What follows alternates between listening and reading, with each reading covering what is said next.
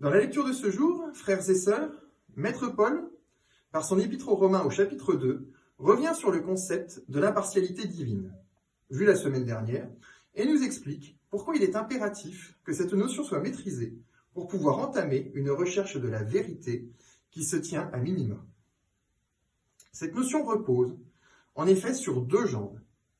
La première étant une observation très scrupuleuse de la création, quand la seconde est une connaissance pointue de sa corruption par le péché.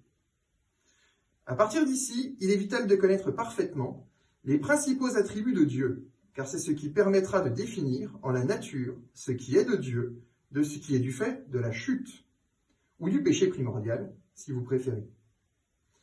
Notre intelligence fait d'ailleurs, au même titre que la nature, partie de ces choses qui furent atteintes par le péché, de sorte qu'elle n'est point fiable en son intégralité. L'Esprit de Dieu en chacun étant ce qui alors nous permet de la fiabiliser un minimum par l'emploi de la raison qui s'oppose aux passions.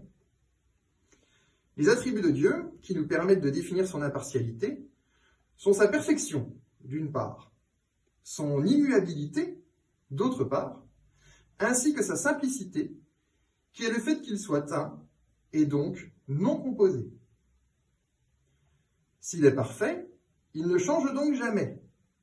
Et sa simplicité implique que ses émanations, ses créations, soient à ses yeux indifférenciées, car elles sont, si l'on peut dire, une part de ce qui est irréductible. C'est suite à ce raisonnement théologique, frères et sœurs, que nous pouvons déceler la nature pécheresse de l'iniquité. C'est ainsi que la loi et les règles fixes en général sont davantage à imputer aux hommes qu'aux créateurs. Si donc le Christ nous demande d'agir selon la foi, et non selon la loi, c'est parce que l'Esprit Saint, qui incarne la liberté, nous est donné afin de nous délivrer de la rigidité des règles codifiées. En effet, si la rigidité est péché, c'est parce qu'elle mène à la mort. À partir de là, vous devriez commencer à comprendre la vraie définition du terme péché. Il est, le péché, ce qui conduit l'esprit à la mort, ce qui restreint son mouvement perpétuel, sa quête de Dieu.